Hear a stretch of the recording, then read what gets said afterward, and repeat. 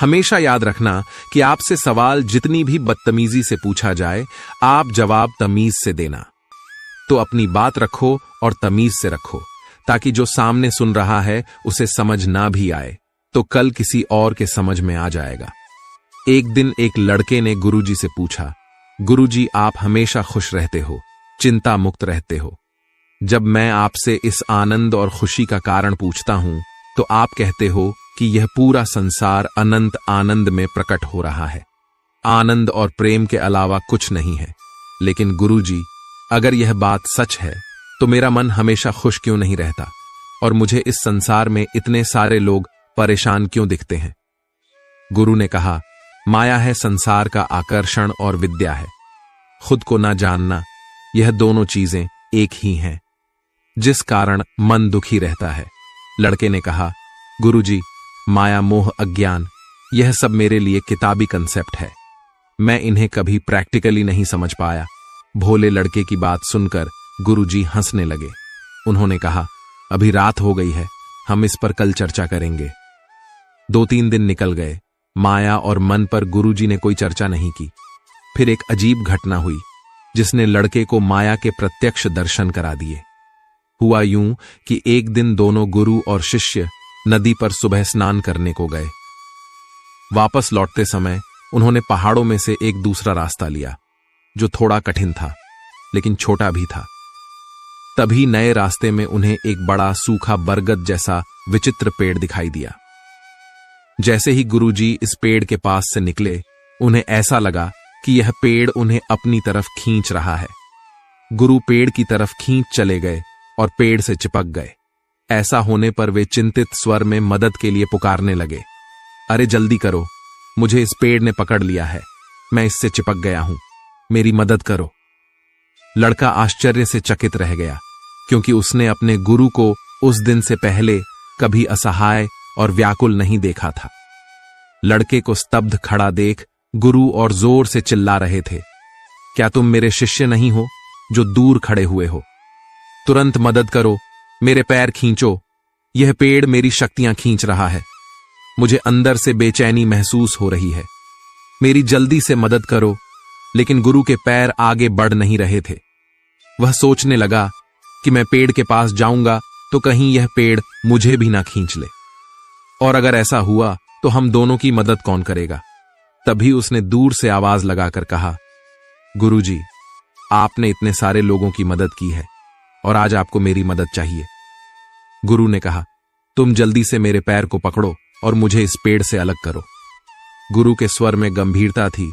लड़का उस पेड़ के पास पहुंचा और उसने पूरी ताकत लगाकर गुरु का पैर खींचा, लेकिन वह उन्हें पेड़ से अलग नहीं कर सका। गुरु ने फिर कहा, मेरा शरीर इस पेड़ के तने में धंस रहा है, मेरी मांसपेशियों में ताकत नहीं बची, मैं बहुत बेचैन हो रहा हूं, मेरी मदद करो। यह सुनकर लड़का अचानक रुक गया। उसने गहरी सांस ली और सोचकर बोला, गुरुजी, यह कैसे संभव है? पेड़ के तने में वह ताकत नहीं जो यह आपको पकड़ सके। आपने ही तो अपने हाथों से पेड़ को जकड़ रखा है, फिर आप मुझसे क्यों मदद मांग रहे हो? लड़के की बात सुनकर गुरु हंसने लगे और उन्होंने तत्काल पेड़ छोड़ दिया और लड़के से बोले, यही माया है, हम मन को कभी छोड़ते ही नहीं, फिर कहते हैं कि मन हमें परेशान करता है। गलत बात पर विश्वास करना ही माया है। लड़के ने पूछा, गुरुजी, जब हम जानते हैं कि मन हमें परेशान करता है तो फिर हम मन को क्यों नहीं छोड़ पाते?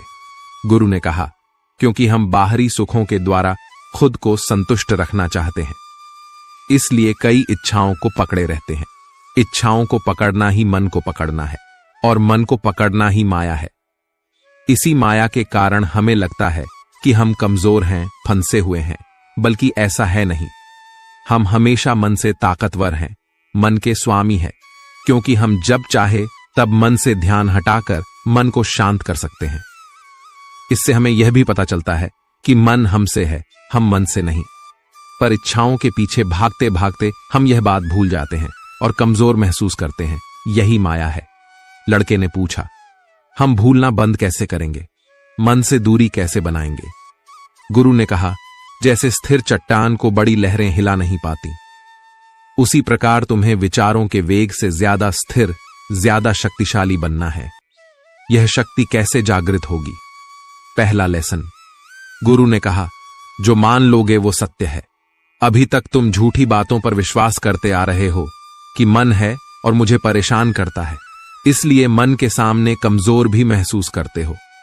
अब से हर दिन, हर पल बार बार स्वयं को याद दिलाओ, बार बार महसूस करो कि जहां मैं ध्यान देता हूं वहीं मन जाता है।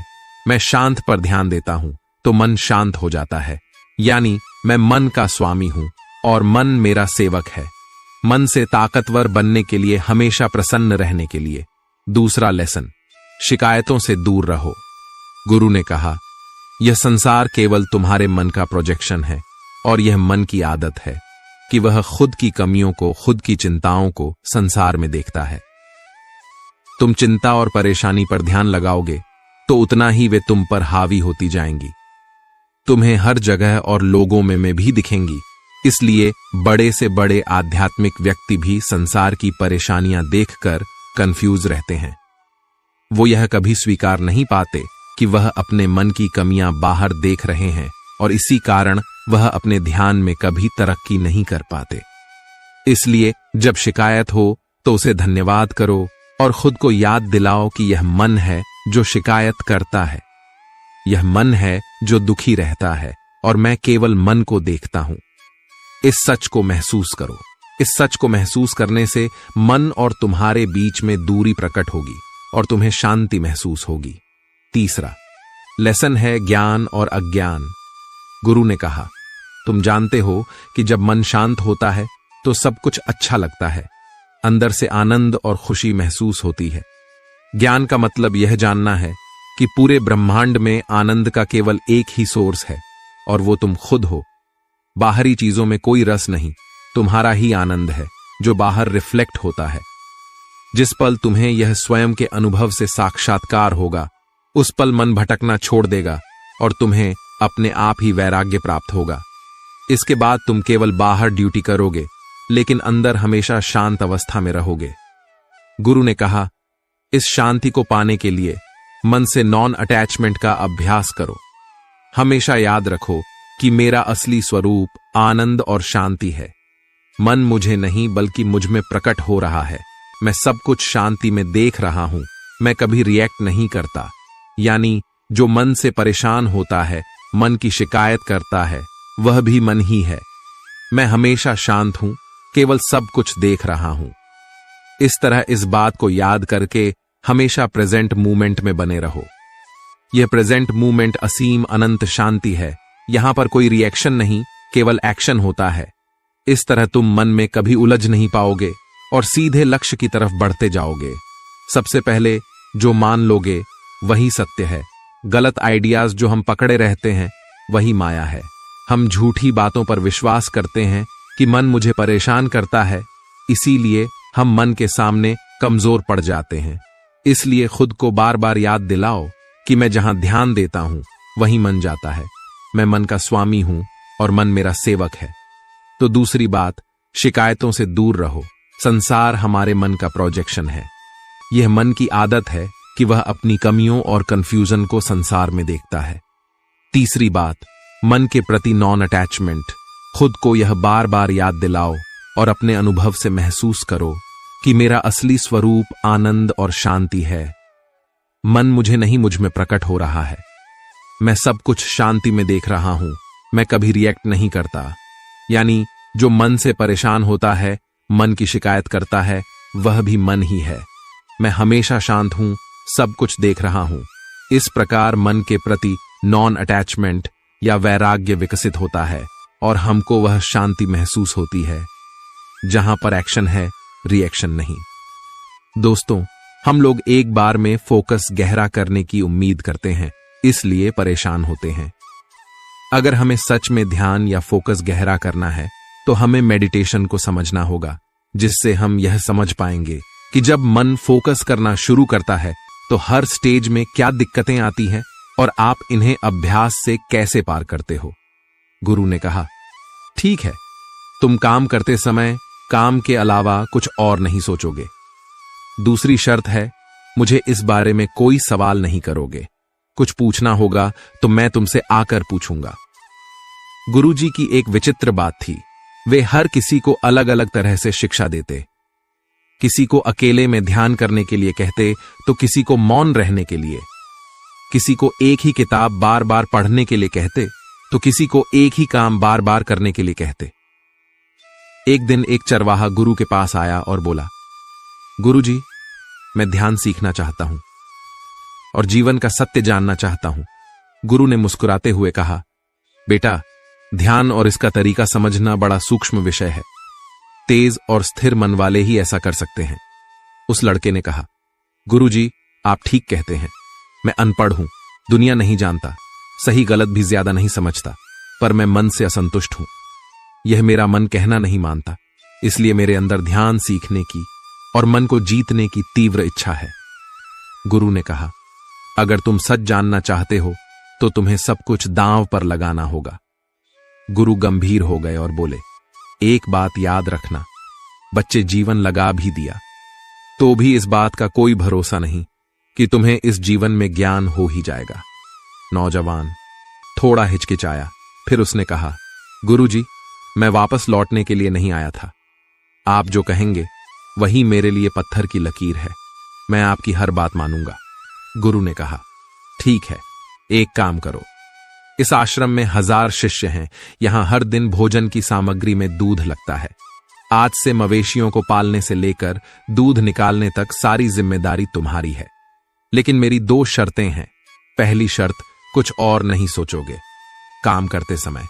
जो तुम काम कर रहे हो उस काम के अलावा तुम कुछ और नहीं सोचोगे।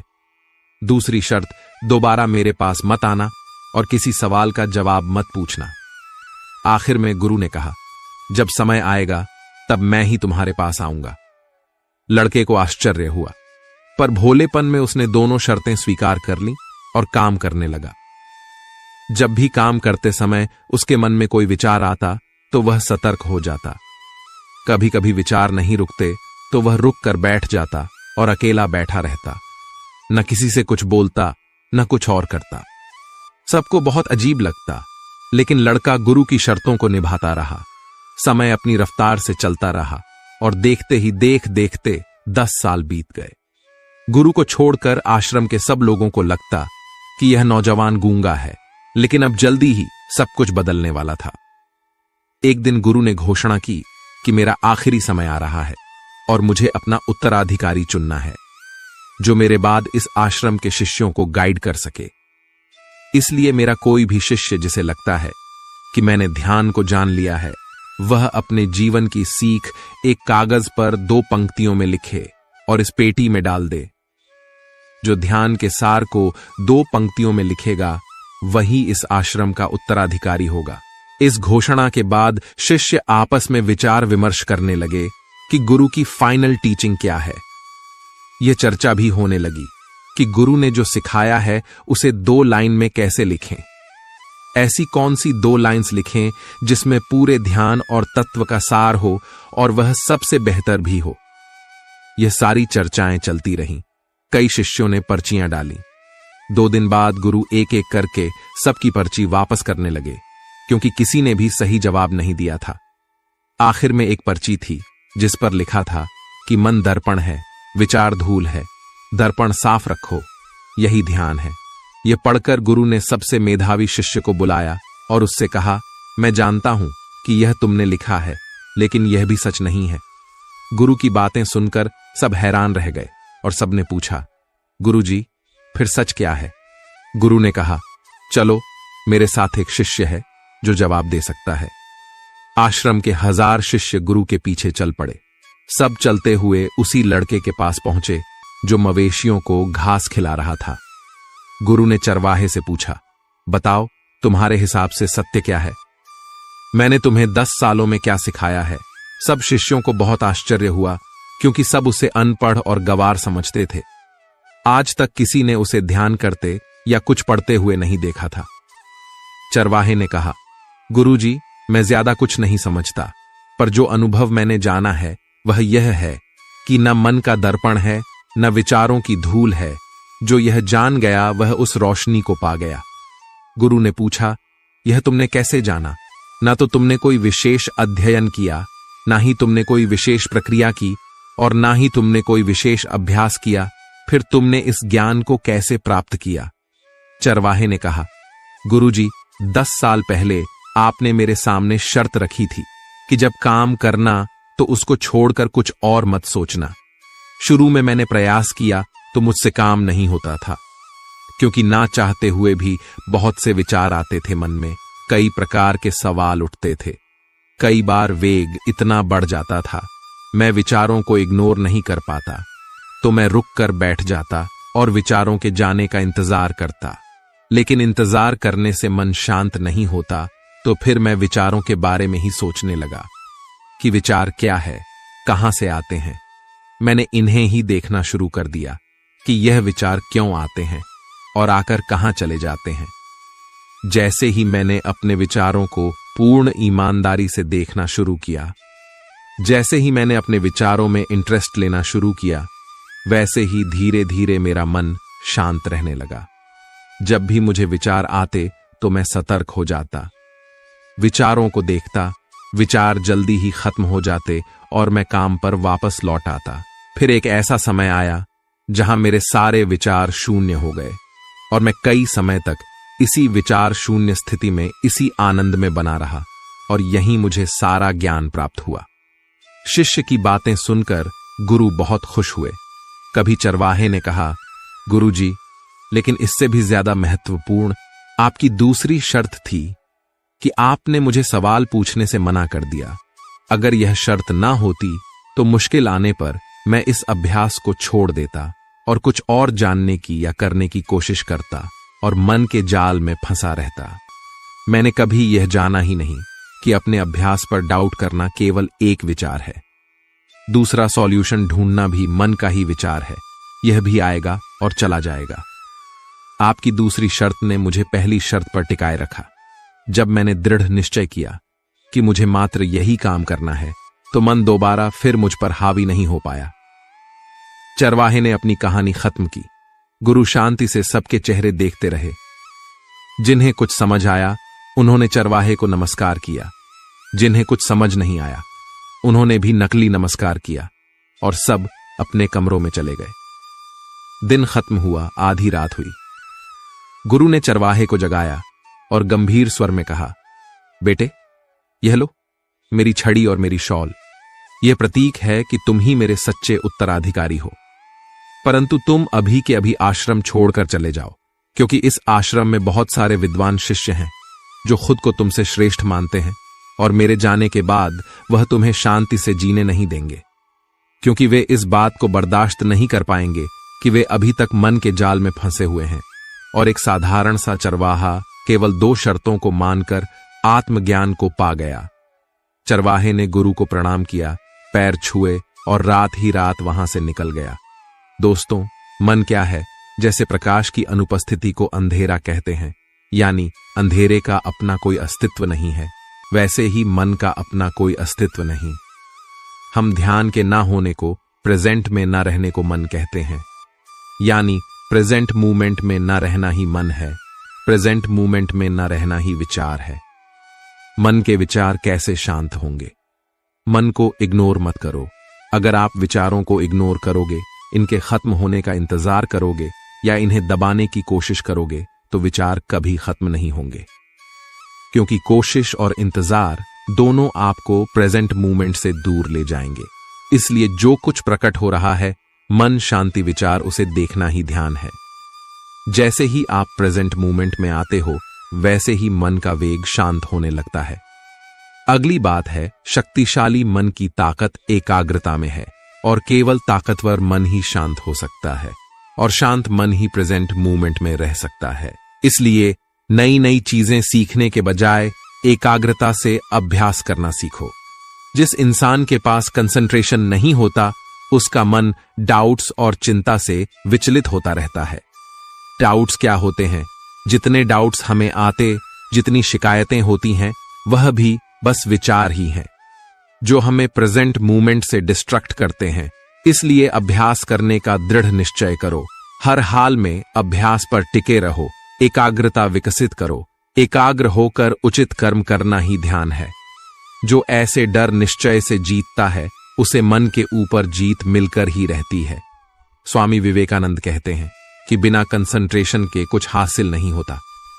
दोस्तों, एक राजा को सजावट का विशिष्ट सामान रखने के लिए एक शानदार अलमारी की जरूरत थी।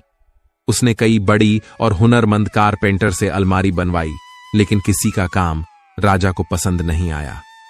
मुसीबत यह थी कि राजा गुस्से के लिए बदनाम था। अगर अलमारी पसंद ना आती तो वह कलाकारों को सजा सुना देता। एक बार राजा ने आश्रम से एक कलाकार को बुलावा भेजा। वो अपनी अद्भुत कला के लिए दूर दूर तक प्रसिद्ध था। वो कीलों और अन्य चीजों का इस्तेमाल किए बिना लकड़ी के टुकड़ों को जोड़कर फर्नीचर या घर बनाता था। उस कलाकार को खबर मिली तो वे अगले दिन ही राजा के दरबार पहुंचा। राजा ने उससे कहा, मैं अपने राज दरबार में रखने के लिए एक विशेष अलमारी बनवाना चाहता हूं, ताकि अलमारी में कीमती सामान रख सकूं, जहां महल में आने वाले राजसी मेहमान इन सामान को देख सकें। यह सामान बहुत ही खास और खूबसूरत है, इसलिए अलमारी भी ऐसी ही निराली होनी चाहिए जिसकी अद्भुत कला पहले कभी किसी ने ना देखी हो। कलाकार ने थोड़ा सोचने के बाद कहा, ठीक है, मैं आपके लिए अलमारी बना दूंगा, पर एक समस्या है। मैं अगले 5 दिनों के लिए व्यस्त हूं। 5 दिन बाद मैं आपके लिए अलमारी बनाना शुरू कर दूंगा। पूरे दरबार में सन्नाटा छा गया, क्योंकि सब राजा के गुस्से को जानते थे। आज तक किसी ने राजा को इंतजार करने को नहीं कहा था। उस कलाकार का जवाब सुनकर राजा ने सोचा, इसको ऐसा क्या जरूरी काम है जो यह मेरा आदेश टाल रहा है। राजा ने सोचा, ठीक है, पहले इससे अलमारी बनवा लूं, बाद में इसे देखता हूं। राजा ने उस कलाकार को जाने दिया। फिर तत्काल उसके पीछे एक गुप्तचर भी भेज दिया, ताकि पता चल सके कि वह 5 दिन कौन सा जरूरी काम करने वाला है। पहले दिन राजा के गुप्तचर ने देखा कि कलाकार आश्रम में बिना कुछ किए शांति से ध्यान में बैठा रहा। दूसरे दिन से लेकर 5वें दिन तक उसका यही हाल था। वह पूरे दिन शांति से एक जगह आंख बंद किए बैठा रहता। गुप्तचर ने राजा को सारी बात बताई तो राजा का क्रोध और बढ़ गया, लेकिन वह यह सोचकर शांत रहा कि अभी सजा दूंगा तो सबकी सहानुभूति कलाकार के साथ रहेगी। 5 दिन बाद वह कलाकार राजा के पास आया और जरूरी सामान लेकर अलमारी बनाने में जुट गया, और दिन रात एक करके 10 दिन का काम केवल 3 दिनों में पूरा कर दिया। जब उसने अलमारी राजा के सामने प्रस्तुत की तो राजा समेत सभी लोग अलमारी देखते रह गए। ऐसी अलमारी अभी तक किसी ने नहीं बनाई थी। बनावट और डिजाइन अद्भुत थी, जटिल और आकर्षक थी। बिना किसी जोड़ के यह अलमारी सालों साल चलने वाली थी। अलमारी को देखकर राज का गुस्सा छूमंतर हो गया। वह अत्यंत प्रसन्न और हैरान हुआ, क्योंकि वह जानता था कि कलाकार ने इंसानी काबिलियत से कहीं बेहतर अलमारी बनाई है। जिस अलमारी को बनाने में जवान युवक को 10 दिन लग जाते, उस काम को 55 साल के इस कलाकार ने बिना किसी खामी के 3 दिन में पूरा कर लिया है। ऐसा अद्भुत काम और प्रतिभा देखकर राजा का अहंकार पिघल गया। राजा ने उससे कहा, आपने अकल्प कार्य किया है जिसकी प्रशंसा शब्दों में संभव नहीं है, लेकिन मेरे मन में एक सवाल है कि आप काम शुरू करने से पहले 5 दिन खाली क्यों बैठे रहे? इसका रहस्य मुझे बताइए। उस कलाकार ने उत्तर दिया, राजन, आपको ऐसा क्यों लगता है कि मैंने 5 दिन कुछ नहीं किया? अभी आप जो अलमारी देख रहे हैं, यह उन 5 दिनों के ध्यान का ही परिणाम है। उसने आगे कहा, पहला दिन मैंने मन से असफलता और डर के विचारों को त्यागने में लगाया, क्योंकि मैं जानता था अगर आप मेरे कार्य से खुश नहीं हुए तो मुझे जेल हो सकती है। मैं जानता था कि अगर डर मात्र भी मन में रहा तो अलमारी में कुछ ना कुछ कमी जरूर छूट जाएगी। इसलिए मैं पहले दिन बिना रिएक्ट किए भय के विचारों को देखता रहा, जब तक कि वह शांत नहीं हो गए। दूसरे दिन मैंने मन में आने वाले कमजोरी के विचारों को खत्म किया।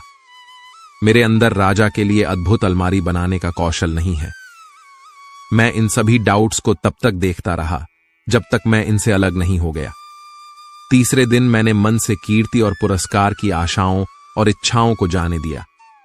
मैं अलमारी बनाकर राजा से विशेष इनाम प्राप्त करूंगा। मेरा नाम और कीर्ति होगी। मैंने इन सब विचारों को जाने दिया और केवल शांति में बैठा रहा। कलाकार ने कहा, मैंने चौथा दिन अभिमान को छोड़ने में बिताया, ताकि जब मैं सफल हो जाऊं और लोग मेरी प्रशंसा करें तो अहंकार मुझ पर हावी ना हो पाए। मैंने 5वां दिन मन में इस अलमारी का स्पष्ट चित्र बनाया और अपने काम को लेकर विश्वास पैदा किया कि राजा को अलमारी जरूर पसंद आएगी।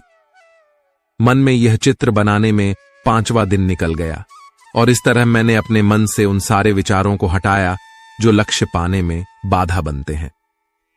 परिणाम स्वरूप अलमारी कुछ ही समय में बनकर तैयार हो गई।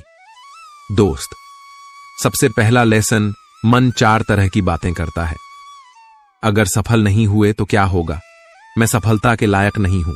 सफल होऊंगा तो प्रसिद्धि मिलेगी, मेरा नाम होगा। और चौथा, सफलता का अहंकार। यह सब मैंने ही किया है। मन की इन 4 तरह की बातों के चलते हम प्रेजेंट में नहीं रह पाते, अपनी शक्ति क्षीण करते रहते हैं। फिर वह तब तक शांत में बैठा रहा जब तक आने जाने वाले डर के विचारों से मन की शांति को कोई फर्क नहीं पड़ा।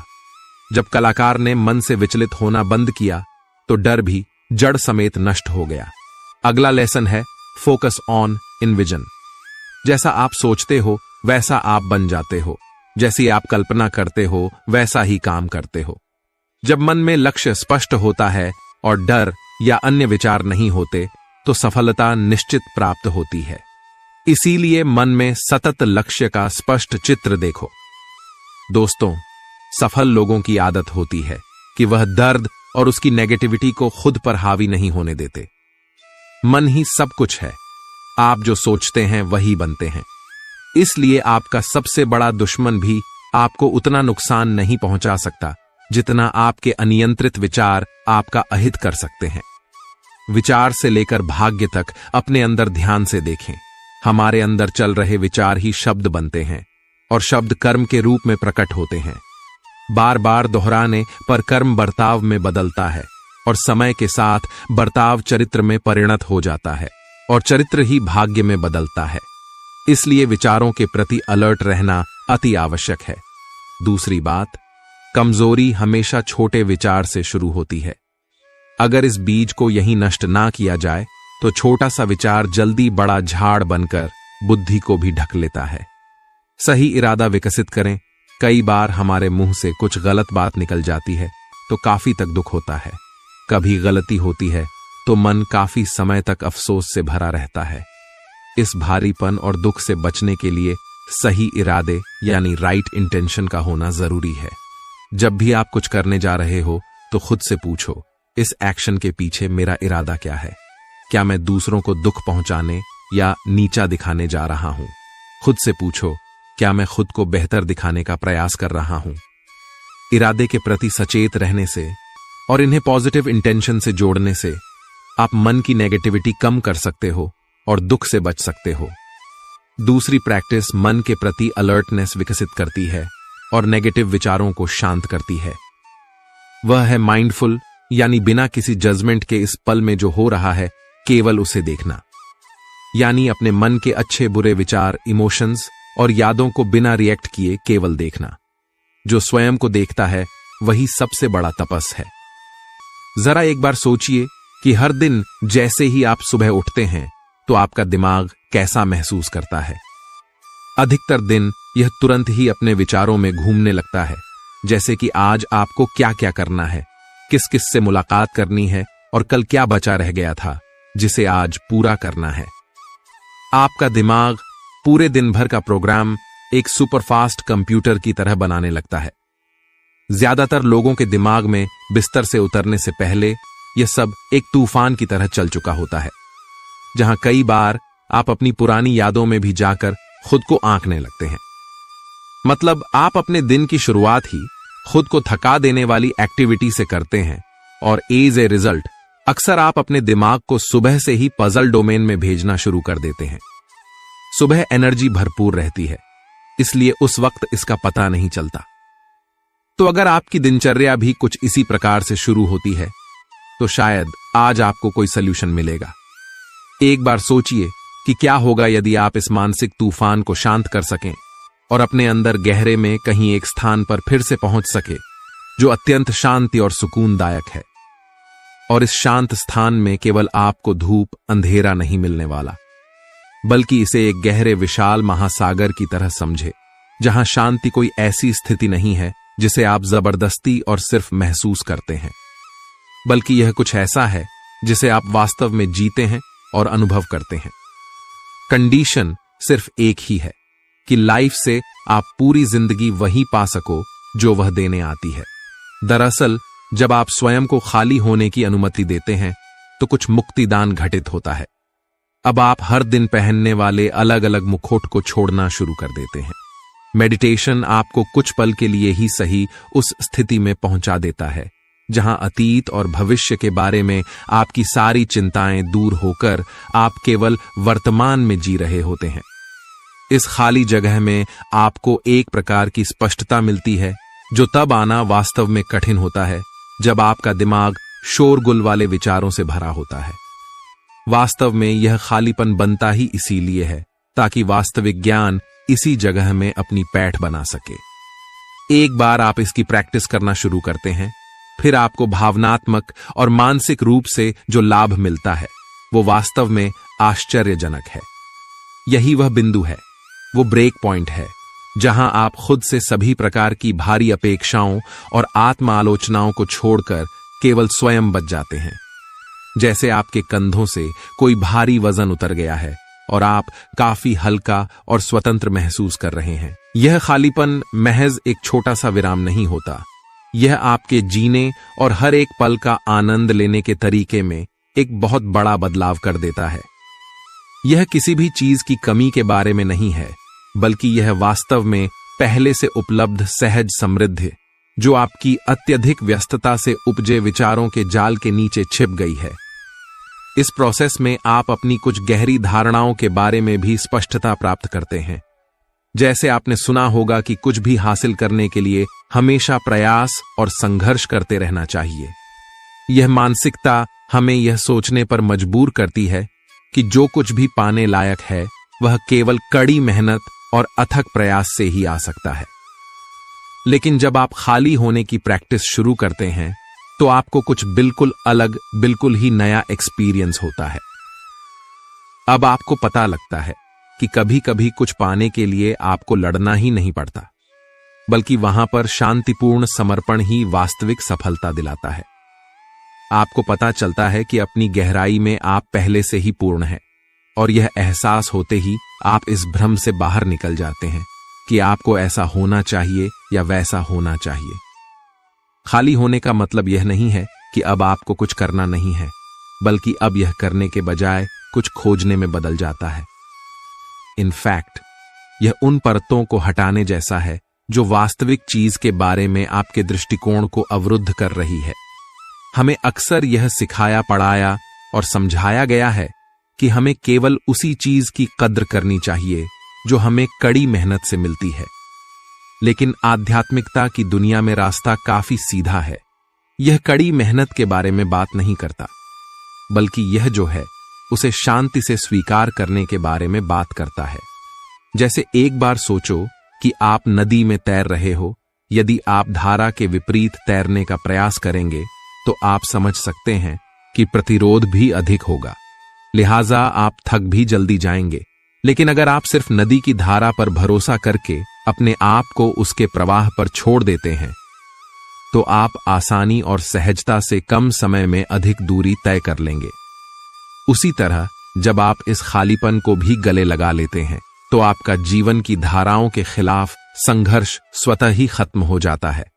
आप उनके साथ आगे बढ़ने लगते हैं। हमेशा कुछ ना कुछ करने की आदत वास्तव में आपको वास्तविक आप बनने से रोक सकती है। खाली होना सीखना अपनी पकड़ मजबूत करने के बजाय ढीली करना सीखने जैसा है। चीजों पर विजय पाने की कोशिश करने के बजाय इन्हें वैसे ही स्वीकार करना जैसी वे हैं। यह जीवन के हर हिस्से का विरोध या उस पर नियंत्रण करने की कोशिश किए बिना उसके प्राकृतिक प्रवाह का अनुभव करने के लिए एक खुले निमंत्रण की तरह है। जब हम हमेशा कुछ ना कुछ करते रहने की मानसिकता से दूर हो जाते हैं, तब होता है असली जादू। जो हम स्वाभाविक रूप से हैं, उसके लिए जगह बनती है। यह एक ऐसी अवस्था है जहां हम जीवन को सामंजस्यपूर्ण तरीके से घटित होने देते हैं और यह स्वीकार करते हैं कि वास्तव में लाइफ अत्यधिक आपाधापी में पड़ने की बजाय सिंपली जीने में ही है। लेकिन प्रश्न यह है कि हम इस खालीपन की स्थिति को अपने रोजमर्रा के जीवन में लाएं कैसे? और इसके लिए जो पहला स्टेप है वो बहुत इजी है। दैट इज लेट गो, यानी कि जाने दो। जी हां, दूसरों के प्रति चिंताओं, कर्तव्यों और दूसरों की अपेक्षाओं से भरे भारी बैग को छोड़ दीजिए। मैं आपको इस बैकपैक को अपने कंधों से धीरे से नीचे रख देने के लिए एनकरेज करता हूं। कभी कभी सबसे गहरा परिवर्तन ही तब होता है जब हम दुनिया का बोझ अपने कंधों पर उठाने की कोशिश करना बंद कर देते हैं। एक और उपयोगी तरीका है अपने थॉट्स यानी अपने विचारों पर नजर रखना। अपने मन के जटिल जाल में उलझने के बजाय अपने विचारों का एक सजग पर्यवेक्षक बने। जब आप शून्यता को अपनाते हैं तो आप अपने विचारों में बिना शामिल हुए बस उन्हें दूर से देख रहे होते हैं। इस तरह से आप अपने उन विचारों को कॉन्शियसली सिलेक्ट करके त्यागने का विकल्प चुन सकते हैं जो आपको अच्छा महसूस करने में मदद नहीं कर रहे। और यह जान लीजिए कि इसे आप इमेजिन करके नहीं जान सकते कि इस तरह से अपने थॉट्स को ऑब्जर्व करना आपकी सोच से भी कितना अधिक शक्तिशाली हो सकता है। जब आप मेडिटेशन यानी ध्यान करें तो अपने विचारों को अपने मन के आकाश में तैरते हुए बादलों के रूप में देखने की कोशिश करें। आपको अपना कोई भी विचार, चाहे वह नेगेटिव हो या पॉजिटिव, कैसा भी हो, उसे पकड़ नहीं लेना है। सभी विचारों को केवल देखें और बादलों की तरह ही उड़ जाने दें।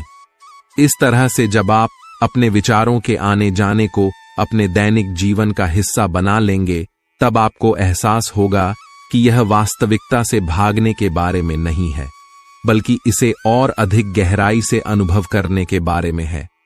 लेकिन यह एक बार में नहीं हो जाता। आपको केवल खुद को यह बताना है कि हो चाहे ना हो, रोज पूरी कोशिश करनी है। 1 घंटा इस चीज को प्रैक्टिस करना ही है। और इस बात का कॉन्फिडेंस मैं आपको दिलाता हूं कि जैसे जैसे आप इसका अभ्यास करते जाते हैं, आप अपने आसपास की दुनिया के साथ बातचीत करने के तरीके में छोटी लेकिन महत्वपूर्ण बदलाव देखना शुरू कर देंगे। यह सच है कि हमारे बहुत सारे दुख वास्तव में ओम शल होते हैं और हमारे डिसीजन पर ही निर्भर करते हैं। कठिन समय और चुनौतियों का सामना तो हम सभी करते हैं, लेकिन इन स्थितियों पर हम रिस्पांस कैसे देते हैं, यह हम पर निर्भर करता है। जब आप खालीपन को प्रैक्टिस करना शुरू करते हैं, तब आप देखते हैं कि जो समस्याएं आपको पहले परेशान कर देती थी, वे वास्तव में आपके अपने दिमाग द्वारा पैदा की गई हैं। शून्यता का यह अभ्यास आपको फील कर कराता है कि आपके पास नकारात्मक विचारों और भावनाओं में न फंसने का विकल्प हमेशा मौजूद था और है। आप अपने विचारों या आपके आसपास होने वाली घटनाओं से नियंत्रित नहीं होते, बल्कि अब आपको उन पर रिस्पांस कैसे करना है, यह विकल्प चुनना होता है। यह विकल्प ही शून्यता की वास्तविक स्थिति है। यह आपको शांति प्रदान करता है, तब भी जब आपके चारों ओर सब कुछ अस्त व्यस्त हो। दरअसल खालीपन चीजों के सर रूप में ही सुंदरता देख पाने के बारे में है। आज की दुनिया में हम हमेशा और अधिक की तलाश में रहते हैं। अधिक पैसा, अधिक रुतबा, अधिक सम्मान। लेकिन जब आप शून्यता को अचीव करने की प्रैक्टिस करते हैं, तो आप वास्तव में और अधिक की चाह के बजाय उस चीज की सराहना करना शुरू कर देते हैं जो आपके पास पहले से है। और कुछ दिन में ही यह प्रक्रिया वास्तव में आपको सेटिस्फाई करने लगती है।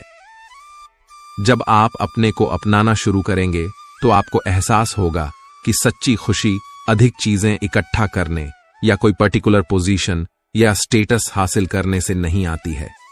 इसके बजाय यह आपके और आपके आसपास की दुनिया के साथ एक वास्तविक और सार्थक संबंध बनाने के बारे में है। खालीपन दुनिया से मुंह मोड़ने के बारे में नहीं है, बल्कि इसे और अधिक व्यापक और शांतिपूर्ण तरीके से समझने के बारे में है। याद रखिएगा कि शून्यता कोई जगह नहीं है जहां आप पहुंचेंगे, बल्कि यह एक यात्रा है जिसे आप कंटिन्यूअसली एंजॉय करते हैं। यह जान ले कि आने वाला हर नया दिन खाली रहने का अभ्यास करने, अपने आप को अपने दिमाग की पकड़ से मुक्त करने और जीवन को अधिक समृद्ध और संपूर्ण तरीके से अनुभव करने का एक नया मौका है। पिक्स खालीपन एक बहुत ही व्यक्तिगत यात्रा है जो इस बात पर निर्भर करती है कि आप दुनिया को कैसे देखते हैं और जीवन में आपके अपने अनुभव कैसे हैं। लेकिन इस रास्ते पर चलते समय अपने प्रति दयालु होना महत्वपूर्ण है, क्योंकि हो सकता है कि आप कुछ दिनों तक तो इस प्रैक्टिस से एक मजबूत जुड़ाव महसूस करें, लेकिन किसी और दिन आपको इस तक पहुंचने में भी कठिनाई हो सकती है। लेकिन यह सामान्य है, जिंदगी का हिस्सा है। हां, एक बात है कि इस दौरान आप जिन परिवर्तनों से गुजरे, जो भी नए एक्सपीरियंस आपको हासिल हो, उनके बारे में सोचने पर कुछ समय अवश्य बिताएं। इस बात पर विचार करें कि ध्यान करने के बाद आप कैसा महसूस करते हैं। जब आप खुद को इवॉल्व किए बिना बैठते हैं तो किस प्रकार के विचार या भावनाएं आपके सामने आती हैं। शून्यता की प्रैक्टिस करना आपके डेली कम्युनिकेशन के तरीके को कैसे प्रभावित करता है। इन सवालों के बारे में सोचने से वास्तव में आप इस प्रक्रिया की उपयोगिता को समझने लगेंगे। आपकी आगे की यात्रा आसान हो जाएगी। कल सुबह जब आप उठेंगे तो आपके पास रोज की तरह भारीपन के बजाय हल्कापन, उथल पुथल के बजाय शांति चुनने का मौका होगा। एक समय की बात है, हिमालय की खाड़ी के किनारे एक छोटे से शांत गांव में राहुल नाम का एक युवा लड़का रहता था। राहुल अपने क्रोधी स्वभाव और चंचल मन के कारण गांव भर में प्रसिद्ध था। उसका मन हर समय विचारों से भरा रहता था। सोचो कि उसके विचारों के तूफान ने उसके मन को एकदम बेचैन कर दिया था। उसके जीवन से शांति मानो गायब हो गई थी और वह हमेशा अपने ही ख्यालों में खोया रहता था और तनावपूर्ण जीवन जी रहा था। उनके अशांत मन और क्रोध के कारण उनके अपने परिवार के सदस्यों और गांव वालों से भी संबंध अच्छे नहीं थे, जिससे वह और भी अधिक अकेला और अपमानित महसूस करने लगा। वह और भी अधिक मानसिक तनाव की स्थिति में चला जाता है। एक समय की बात है, राहुल अपने गांव की गलियों में घूम रहा था। तभी उनकी मुलाकात एक बौद्ध भिक्षु से हुई जो एक पेड़ की छाया के नीचे ध्यान में बैठे थे। बौद्ध भिक्षु के चेहरे से निर्मल शांति की आभा झलक रही थी। इस असीम शांति में राहुल बौद्ध भिक्षु की ओर आकर्षित हुआ। जब राहुल बौद्ध भिक्षु के करीब आया तो उसे अपने आसपास एक सकारात्मक ऊर्जा का एहसास हुआ। भरत को एहसास हुआ कि इस असीम शांति और सकारात्मक ऊर्जा का स्रोत कहीं न कहीं इस बौद्ध भिक्षु के भीतर ही है। इसलिए वह वहीं बैठकर उसकी आंखें खुलने का इंतजार करने लगा। थोड़ी देर बाद जब बौद्ध भिक्षु की आंख खुली तो उसने एक युवा लड़के को अपने सामने बैठा पाया जो बहुत तनावग्रस्त और नकारात्मक भावनाओं से भरा हुआ लग रहा था। राहुल ने बौद्ध भिक्षु की ओर उदार भाव से देखा और बहुत विनम्रता से कहा, मालिक, मेरा मन बहुत अशांत है और मेरे मन के विचार मुझे खाए जा रहे हैं। मुझे एक पल के लिए भी शांति महसूस नहीं होती। क्या आप मुझे सिखा सकते हैं कि मैं अपने अशांत मन को कैसे शांत करूं? बौद्ध भिक्षु ने राहुल की पीड़ा को समझते हुए करुण दृष्टि से देखा और कहा, मेरे प्यारे बच्चे, मैं तुम्हें एक कहानी सुनाना चाहता हूं। इस कहानी में मानसिक शांति और खुशी के रहस्य छिपे हैं। क्या आप कहानी सुनना चाहेंगे? राहुल ने हां में सिर हिलाया और पूरी एकाग्रता से कहानी सुनने को तैयार हो गया। उनके अंदर जिज्ञासा चरम पर थी। वो कहानी सुनने को बेताब था। बहुत समय पहले की बात है, एक नगर में शक्ति नाम का एक आदमी रहता था। शक्ति बेहद महत्वाकांक्षी व्यक्ति थे और उन्हें हर काम में लोगों से मदद की जरूरत पड़ती थी। यदि उसे किसी से असफलता और बुराई सुनने को मिलती थी तो वह गहरी चिंता और तनाव में चला जाता था। उनका मानना था कि सफलता और भौतिक शक्तियां वांछित खुशी देंगी, लेकिन वह जितना सफलता और प्रशंसा के पीछे भागता था उतना ही मानसिक तनाव में डूबता जाता था।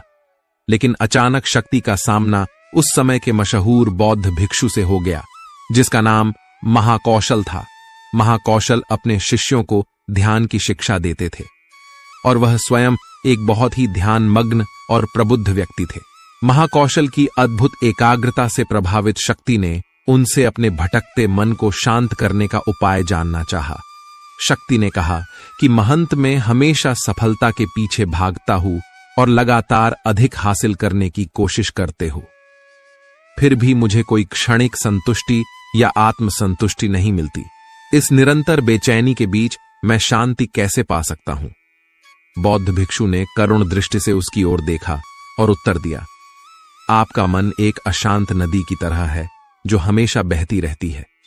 आप कभी भी शांत नहीं रह सकते। इसलिए इस अशांत मन को शांत करने के लिए आपको अपने विचारों को बिना किसी रुकावट के जाने देने की कला सीखनी होगी। शक्ति को आश्चर्य हुआ और उसने पूछा कि मैं अपने विचारों को कैसे जाने दूं? आखिर मैं भी तो अपनी इच्छाओं और महत्वाकांक्षाओं से बंधा हुआ हूं। यह सुनकर बौद्ध भिक्षु मुस्कुरा दिए। बौद्ध भिक्षुक कहा, कल्पना करें कि आपके हाथ में पानी का एक गिलास है। अब आप इसे जितनी देर तक पकड़ कर रखेंगे, यह उतना ही भारी होता जाएगा। और अगर आप इसे काफी देर तक पकड़े रहेंगे तो आपके हाथ में दर्द होने लगेगा। लेकिन अगर आप उस पकड़ को ढीला कर दें और छोड़ दें तो आपका बोझ खत्म हो जाएगा। राहुल ने पूरी कहानी और उसका संदेश ध्यानपूर्वक सुना। वह समझ गया कि अपने विचारों और इच्छाओं से चिपके रहने से उसका बोझ बढ़ जाता है और अंदर ही अंदर अशांति पैदा कर देता है। अब राहुल को कहानी का अंत सुनने की उत्सुकता से प्रतीक्षा थी। कहकर बौद्ध भिक्षु ने कहानी जारी रखी। एक बौद्ध भिक्षु की बात मानकर शक्ति ने विचारों को त्यागने का अभ्यास शुरू कर दिया। वह बिना किसी पूर्व निर्णय के अपने विचारों और भावनाओं को आते और जाते देखता था। अब उसने विचारों को पकड़ना बंद कर दिया था। विचार उठते थे और अपने आप चले जाते थे। धीरे धीरे उसे यह एहसास होने लगा कि उसकी इच्छा और भावना ही सभी दुखों का कारण है। जैसे जैसे शक्ति ध्यान में गहरे उतरते गए, उन्होंने पाया कि वर्तमान में जीना ही आंतरिक शांति का एकमात्र स्रोत है। वह खुद को वर्तमान में स्थापित करके अपने मन की निरंतर बकवास से छुटकारा पा सकता था। धीरे धीरे शक्ति का मन एक शांत झील की तरह हो गया जो बाहरी दुनिया को अपने अंदर प्रतिबिंबित करती है।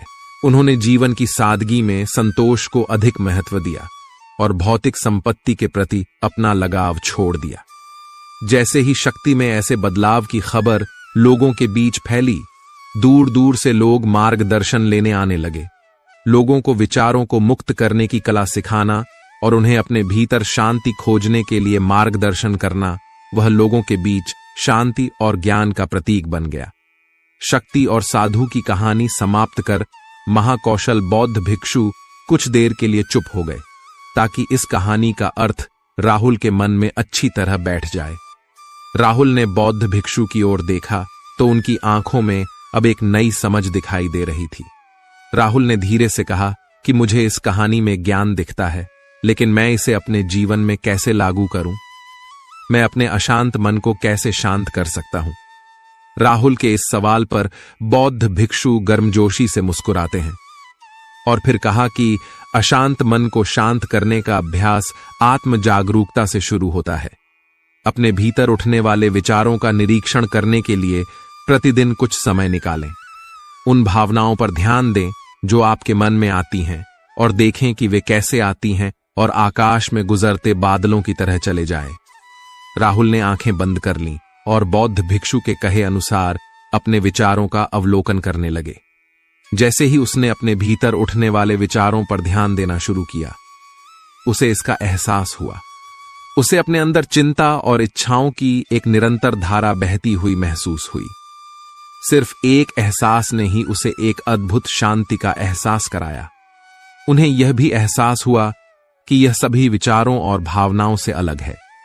बौद्ध भिक्षु ने आगे कहा कि जैसे शक्ति ने खुद को सभी मोह माया से अलग कर लिया था, वैसे ही अपने मन को अशांतकारी विचारों और भावनाओं से मुक्त करने का अभ्यास विकसित करो। बिना किसी पूर्वाग्रह के विचार को वैसे ही स्वीकार करें जैसे वह आता है और फिर धीरे धीरे उन्हें जाने दें और अपना ध्यान वर्तमान क्षण पर केंद्रित करें।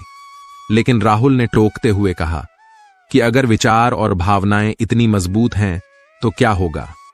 बौद्ध भिक्षु ने कहा, यह बना रहता है, और मन को छोड़ने से इनकार करता है। बौद्ध भिक्षु ने राहुल की बात से सहमति जताते हुए सिर हिलाया और कहा, ऐसे कई मौके आएंगे जब आपके मन में सवालों का बवंडर चल रहा होगा, जब आपका दिमाग आपकी बात ही नहीं सुनेगा, तो ऐसे में आपको अपनी सांसों की ताकत पर विश्वास करना होगा। एक बार फिर भिक्षु ने राहुल से कहा, अपनी आंखें बंद करो और अपनी सांसों पर ध्यान केंद्रित करने के लिए अपने पेट को ऊपर उठता हुआ और मथता हुआ महसूस करें। बौद्ध भिक्षु ने बताया कि जब भी आपका मन अशांत हो तो तुरंत अपनी सांसों पर लौट आएं। सांस की वाद्य गति आपको तुरंत वर्तमान के चरणों में वापस खींच लेगी और आपको शांति का अनुभव कराएंगी। एक बौद्ध भिक्षु के निर्देशानुसार आने और जाने वाली सांसों पर ध्यान केंद्रित करने का प्रयास करें। इस छोटे से व्यायाम से उन्हें मानसिक शांति का अनुभव हुआ। उसे याद आया कि उसकी सांसें हमेशा उसके साथ थीं, जो उसे वर्तमान क्षण की याद दिलाती थीं, आराम और शांति लाती है। राहुल के इस विकास को देखकर बौद्ध भिक्षु मंद मंद मुस्कुराए और बोले, मेरे प्रिय, बेचैन मन को शांत करना एक ऐसा अभ्यास है जिसमें बहुत प्रयास और दृढ़ इच्छा शक्ति की आवश्यकता होती है, क्योंकि लगातार व्यायाम से मांसपेशियां मजबूत होती हैं। उसी तरह नियमित अभ्यास से मन भी शांत होता है।